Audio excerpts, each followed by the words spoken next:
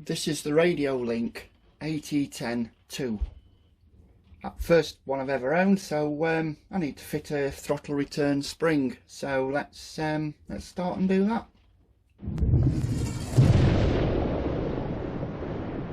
So right, yes, I've bought the Radiolink AT10ii because I've seen a lot of people saying that they use them. I've set a few up for people at the clubs with the MFC 01 and 03. Everybody's gone for the orange ones, which, you know, looks really good. But I've gone for the grey one, you know, because I'm different. Now, it came from China. The box was a bit battered, and as soon as it arrived, I opened the box to have a look to see if everything was okay. And that's as far as I got with it. So I need to fit the throttle return spring. Got the instructions. We get a sticker sheet with it. Yeah, I did check that, you know, with the box being really quite bashed, I did check that the casing was okay, and it was. I haven't done anything with that. No, turn it on. I've got a 9-channel receiver. You get the new neck strap.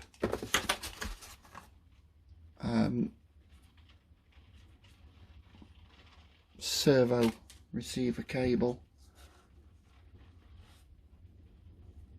Don't know what that is. Don't really care. And the throttle return spring arm and spring and arm. So let's get this spring kit fitted, and just to see how difficult it can be. So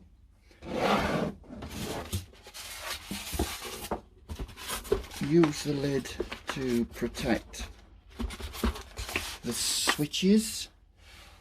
Screwdriver. Let's take the battery tray out. That's for eight AA cells. That's quite a lot by today's standards. I can see 4 screws.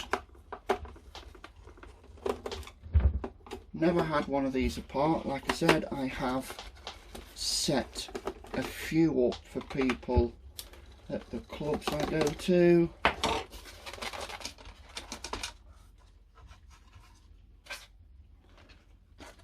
Okay, that's just one connector just there. I'm going to leave all the screws in the hole so I know where they are. Right, all seems extremely basic. That's probably why it's only £100, including a 9-channel receiver.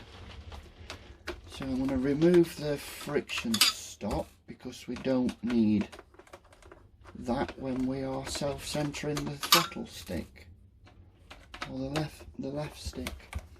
So I'm just going to remove that completely, and I'll put it in the bag. So let me get in here.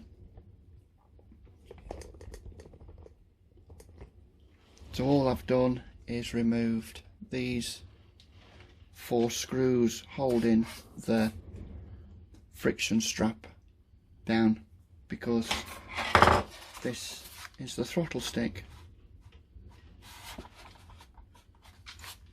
As you can see, it's this one that doesn't self-return. So a bit I've got the tie wraps just holding everything down. So I'm going to go on what's on this side and then transfer what's on that side. In there we've only got the spring and the arm, and I can see that the 2 pins are in there. So let's those out.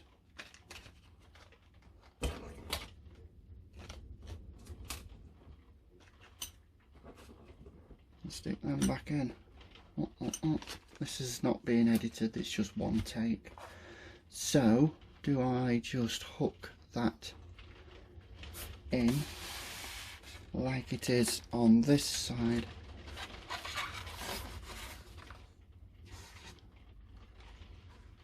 It does look like it just fits.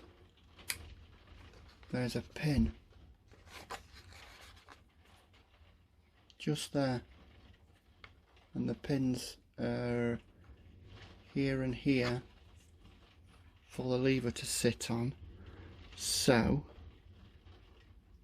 I'm assuming that it goes downwards, so that fits on there.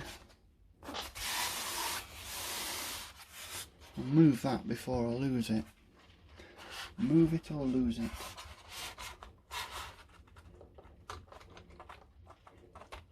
Yeah, that just fits. Let me zoom in. I don't know if you can see that very well. That lever arm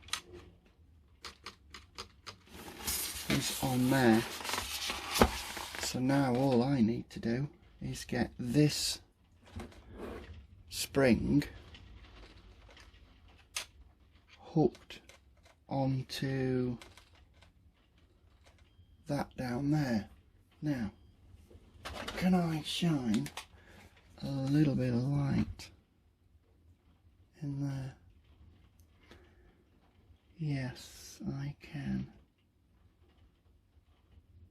Right, I'm going to get a piece of cotton. Just 1 second. Okay, I'm back. Now, somebody told me about a way that they used a piece of cotton to help put this spring on, and it serves as two things. One, it's not as easy to lose it when you've got a piece of cotton around it. So now I've got that spring on the cotton. I'll need a pair of tweezers. See if I can't get you in.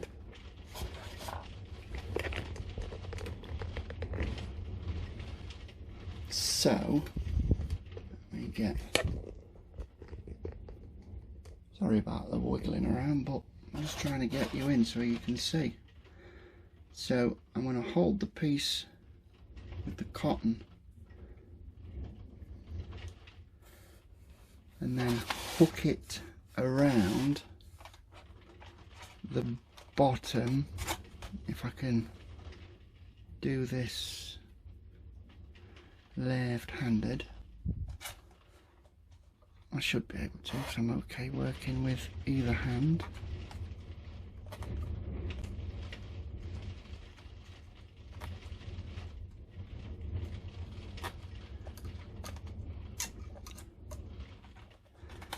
No, not doing. Let me get some light in there. That's better. I can see I need to get it under that hook. You see what I mean? It flicked off and I've still got it. So yeah, bit of cotton. Fantastic idea. Right. The spring is the same either end.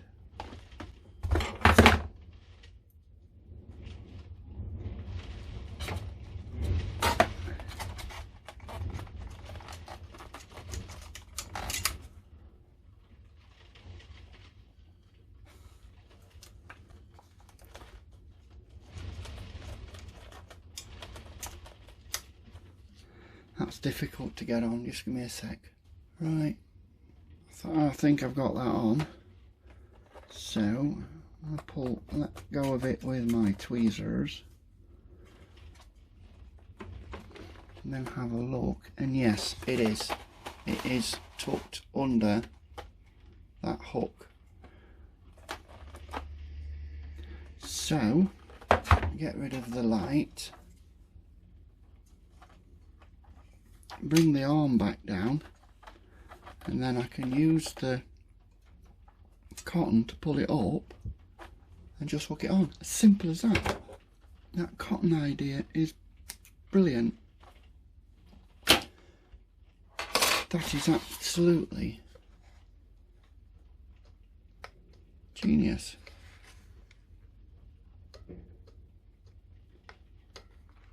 Bit of a fiddle at first, but it's there. It's there. But yeah, I can't remember who gave me that idea of the cotton. But yeah, I absolutely appreciate that. It's never too late to learn something new.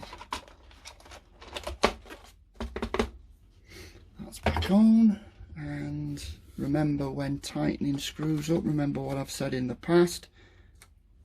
Turn counterclockwise first, and when you hear a click, it's dropped into the threads that's already been cut into the post, and it does go in really easy, and it just stops you from stripping it out, and I'm just twizzling it with my fingers. Look, dead easy, dead easy. Right, let's get some Duracell in there. Yeah, this radio is going in the Scania 8x4 because I am getting rid of it, and I'm going to concentrate on more movie trucks.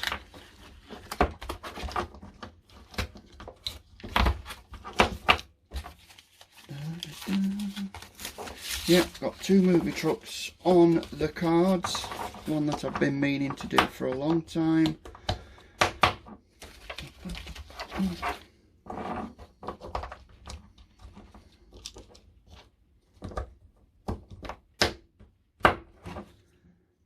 Taking note of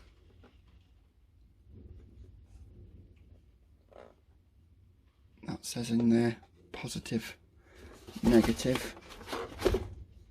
So positive is towards the top of the case, negative towards the bottom of the case. So it's got to go in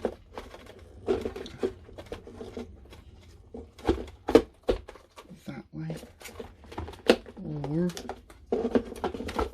that sits better.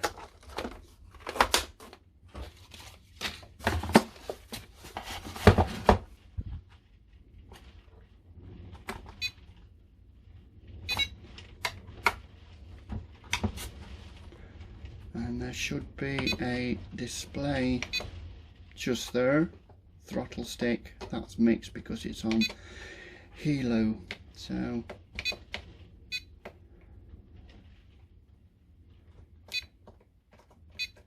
model type,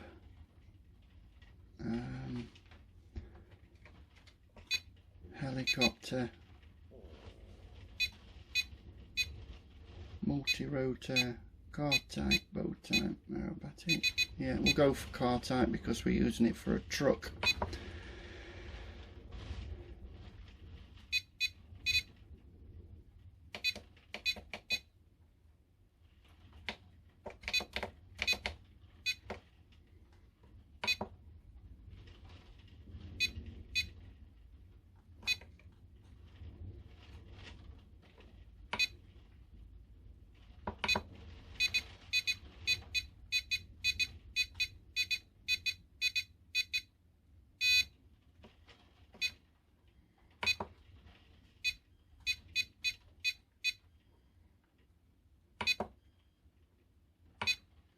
You got to press it, you got to hold it, right, and that's it.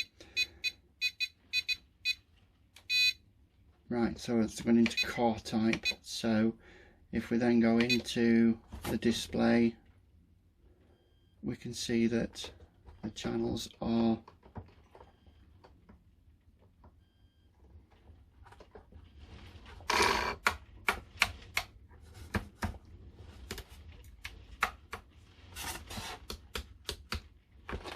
got to set all the switches up. So I'll do that when I set the Beier system up. But yeah, I'll get that, and 12 volts to run the radio. That's crazy. And right, that's how we change the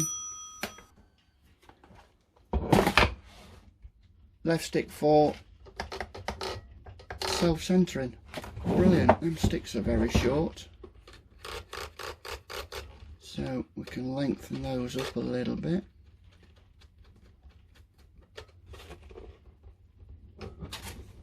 Yeah, so the sticks are adjustable. Fantastic. Anyway, that's how we do the spring kit for that.